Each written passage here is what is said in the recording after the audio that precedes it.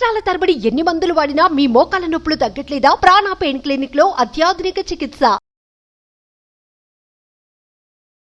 Sir నమస్తే sir. నమస్తే అండి. రాంప్రసాద్ గారు, ₹1 కోటి డబ్బు చేతిలో ఉంటే ఇల్లు కొనుక్కోవడం మంచిదా, లేదంటే ఇల్లు కొనే ఆలోచన విరమించుకొని ఆ ₹1 కోటి తీసుకెళ్ళి బ్యాంకులో ఫిక్స్డ్ డిపాజిట్ కానీ చేసుకుంటే 7% వడ్డీ లెక్కన సంవత్సరానికి 7 లక్షలు వస్తాయి. ₹1 కోటి మీద 7% వడ్డీ 7 లక్షలు వస్తాయి. ఇప్పుడు అతను ఇల్లు కొనుక్కోకుండా ఒక రెంటింట్లో ఉండి, అంటే ₹1 కోటి విలువ చేసే ఒక ప్రాపర్టీ ఆ ఇంట్లో రెంట్కుంటే నెలకి 25,000 కడతాడు. అంటే సంవత్సరానికి 3 లక్షలు అవుతుంది అతనికి. నెలకి 25,000 లెక్కన రెంట్ కట్టుకుంటే ఒక సంవత్సరానికి 3 లక్షలు అవుతుంది. సో అతని దగ్గర ఉన్న ఆ ₹1 కోటిలో ఇంకొక 4 లక్షలు అతనికి మిగిలినట్టే కదా. 7 లక్షలు వచ్చే వడ్డీలో 3 లక్షలు రెంట్ కడితే కూడా 4 లక్షలు మిగులుతాయి. సో ₹1 కోటి మీద సంవత్సరానికి 7% లెక్కన 7 లక్షలు వడ్డీ వస్తుంది. 3 లక్షలేమో రెంట్ కట్టుకుంటున్నాడు. మిగతా 4 లక్షలు అతని దగ్గర ఉంటే, అంటే ఉంది కదా. సో ఏది బెటర్ అనుకోవచ్చు అంటారు? ఇది సబ్జెక్టెడ్ టు కండిషన్. ఇది ఎందుకంటే కొంచెం క్రిటికల్ క్వశ్చన్ ఏమైనా అడిగానా? క్రిటికల్ అని కాదు. ఎస్, వినడానికి ఇప్పుడు మీరు చెప్పింది చాలా సింపుల్ ఉంది. ₹1 ఇల్లు కొంటే తిప్పి కొడితే 25,000కి మించి రెంట్ రాదు. అదే రెంట్ కట్టుకుంటూ ₹1 బ్యాంకులో ఎప్పుడు వేసుకుంటే ఈ రోజున రేట్ ఆఫ్ ఇంట్రెస్ట్ 7 లక్షలు వస్తుంది. 7 లక్షలు సంవత్సరానికి అంటే ఈ నెలకి 25,000 చొప్పున సంవత్సరానికి 3 లక్షలు రెంట్ కట్టినా ఇంకా 4 లక్షలు మిగులుతాయి. 4 లక్షలు చేతిలో ఉంటే హ్యాపీగా ఎంజాయ్ చేయొచ్చు. హ్యాపీగా ఉంటుంది ఈరోజు. ఎస్, మీరు అన్నది ఈ రోజు హ్యాపీ ఉంటుంది. కానీ 10 ఏళ్ళ తర్వాత ఏమవుద్ది అన్నది ఆలోచించాలి. 10 ఏళ్ళ తర్వాత ఏం మార్పు వస్తుంది? ఫస్ట్ ఆఫ్ ఆల్ 10 ఏళ్ళ తర్వాత వచ్చే ఇంచుమించుగా వచ్చే మార్పు రేట్ ఆఫ్ ఇంట్రెస్ట్లు తగ్గిపోతాయి. ఎఫ్డి తగ్గిపోతాయి. 10 ఏళ్ళకి మించి వాడు FD rate of interest seed ఇప్పుడు 10 ఏళ్ళ తర్వాత తగ్గిపోద్ది. ఇప్పుడు ఏదో కరోనా పుణ్యమాని రేట్లు బాగా పెరిగి ఎఫ్డి అంటే ఒకప్పుడు 5 నుంచి ఇప్పుడు 7కి వెళ్ళిపోయాం. మరి 10 ఏళ్ళ తర్వాత ఒకవేళ మళ్ళీ ఇది 5కి వస్తే అప్పుడు మనకు వచ్చే ఇంట్రెస్ట్ కూడా తగ్గిపోతుంది. 5 లక్షలు వస్తుంది. 5 లక్షలు వస్తుంది. కానీ అదర్ సైడ్ ఏమైంది? ఈ రెంట్ పెరుగుతుంది. అప్పుడు రెంట్ పెరుగుతుంది కదా. మరి అప్పుడు రెంట్ 50,000 అయింది అనుకోండి. రెంట్ 10 ఏళ్ళకి రెట్టింపోయింది. రేట్ ఆఫ్ ఇంట్రెస్ట్ తగ్గుతుంది. మరి రెంట్ 50,000 అయిపోయింది. మరి ఇప్పుడు ఆయన 5 లక్షలు వస్తే రెంటే 6 లక్షలు అయింది కదా. ఇంకేం చేస్తాడు వాడు? 1 లక్ష మిగులుతుంది కాదు, రెంటే 6 లక్షలు అయింది, 1 లక్ష తగులుతుంది, మిగలదు. అదే నెలకి 50,000 రెంట్ అయింది అనుకోండి. రెంట్ 6 లక్షలు కట్టాలి, వడ్డీ 5 లక్షలే వస్తుంది కదా. అది ప్రాబ్లం అయిపోద్ది.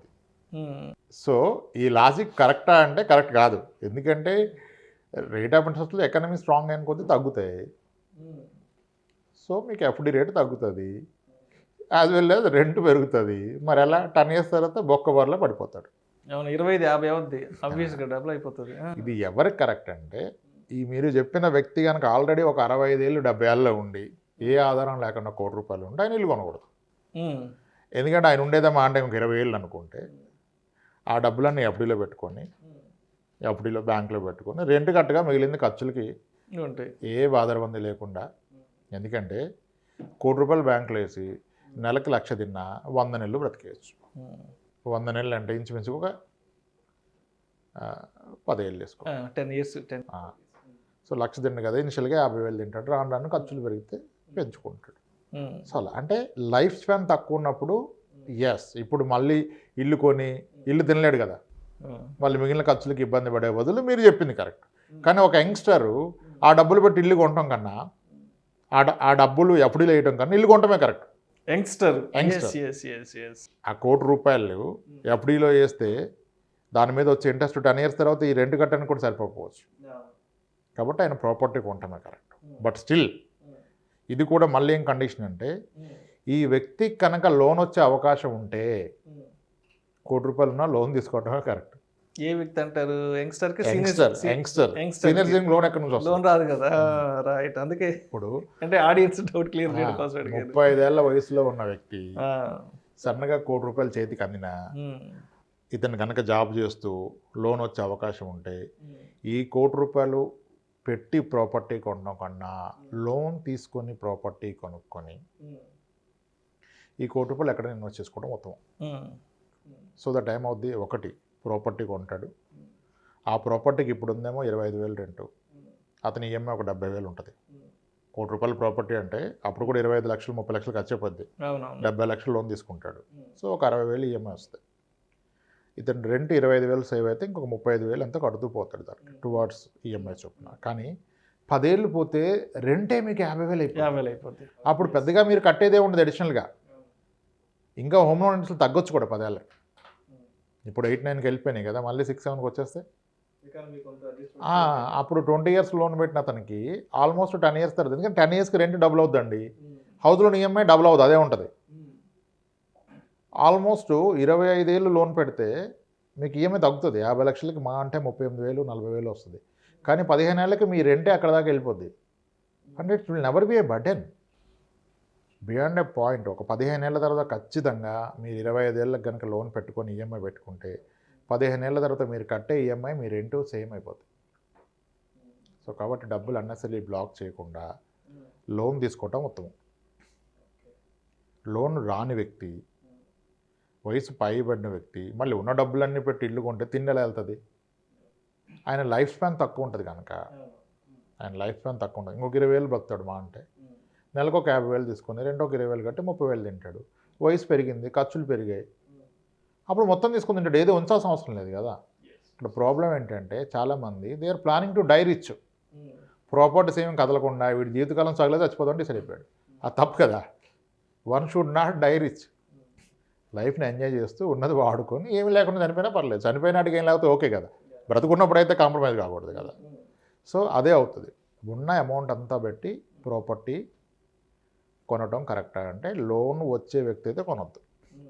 ఇదే చివరి సంపాదన రా బాబు దీంతో ప్రాపర్టీ కొంటే తింటానుకుంటుందంటే వాడు అప్పుడు కొనొద్దు, అప్పుడు రెంట్ కొనడం correct. So case to case మీ ఆదాయ మార్గాలు, మీ డిపెండెన్స్ ఎంతమంది, వాళ్ళ అవసరాలు ఏంటి, దాన్ని బట్టి నిర్ణయం తీసుకోవాలి. అంతేగాని సింపుల్ లాజిక్ ఎఫ్డీలో పెడితే 7 లక్షలు వస్తుంది, రెంట్ 3 లక్షలే వస్తుంది, సో ప్రాపర్టీ కొనడానికి ఎఫ్డీలో పెడితే బెస్ట్ అంటే దానికి ఏం కండిషన్ లేదు. It's all condition applies. మన స్థితిగతులను బట్టి, మన ఇన్కమ్ స్టేటస్ని బట్టి అప్పుడు ఈ ₹1,00,00,000 ఏం చేయాలని నిర్ణయం తీసుకోవాలి. బట్ నన్ను అడిగితే ఎట్టి పరిస్థితుల్లో హోమ్ లోన్ వచ్చే అవకాశం ఉన్నట్లయితే దాన్ని ఉపయోగించుకోండి. కావాలంటే ఇప్పుడు మనం ఇంతకుముందు ఒకసారి మ్యాక్స్ గెయిన్ లోన్ అని మాట్లాడాం, చాలా బ్యాంక్స్ ఇస్తున్నాయి. మీ లోన్ అకౌంట్లో ఎంత అమౌంట్ మీరు మెయింటైన్ చేస్తే అంత లోన్కి ఇంట్రెస్టే పడదు. ఇప్పుడు ₹1,00,00,000 ఉంది, అయినా వీడు ₹1,00,00,000 హోమ్ లోన్ తీసుకున్నారు ఒక వ్యక్తి, తీసుకుని ఆ మ్యాక్స్ గెయిన్ అకౌంట్లో ₹1,00,00,000 బ్యాలెన్స్ మెయింటైన్ చేశారు. అప్పుడు ఏమైంది? మీ హోమ్ లోన్కి ఏం కట్టాల్సిన అవసరంలా,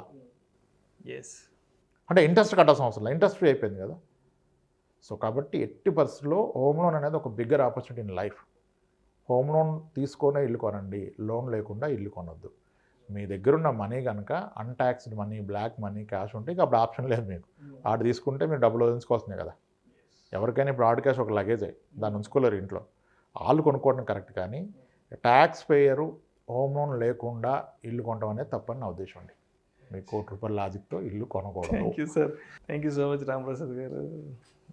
₹1,00,00,000 చేతిలో ఉంటే ఎఫ్డీలో వేసుకుంటే బెనిఫిట్టా, లేదంటే తీసుకెళ్ళి ఇల్లు కొనుక్కుంటే బెనిఫిట్టా అనే అంశం గురించి కుండ బద్దల కొట్టినట్లు చాలా క్రిస్టల్ క్లియర్గా మీ అనాలిసిస్ తెలియజేశారు సార్.